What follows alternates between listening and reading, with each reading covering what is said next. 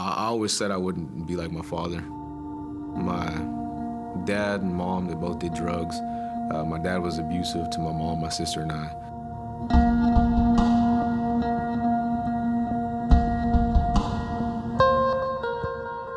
This, really left me in a position where I felt hopeless because I really couldn't help my mom or sister.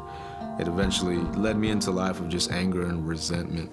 At 5, my parents, they finally divorced. My mom, she always had to work 2 jobs. When she wasn't working, she was out partying. So it really left my sister and I alone quite a bit. Drugs had always been a part of my life since I was a kid, and eventually as a teenager, I started falling into the same thing. And so I started using. I eventually started selling.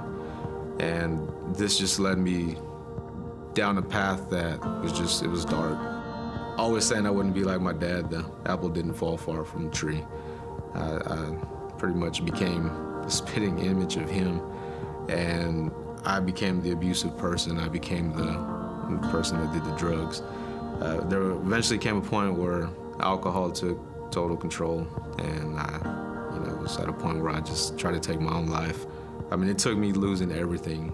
Literally my family, my job, my house, everything, and I hit my knees and just begged God, to help me, and He did.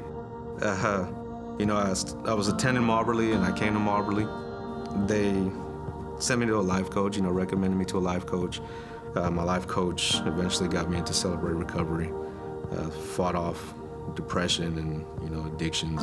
And after that, I found myself in school for Christian ministry. And then, my life just slowly started to change. Had it not been for, that very moment of God just humbling me and, showing me that, hey, I'm still here for you, that I would have gone down a completely different and dark road. I look back at my past, and honestly, I see it as a blessing, because had I not gone through what I've gone through, I wouldn't be where I am today.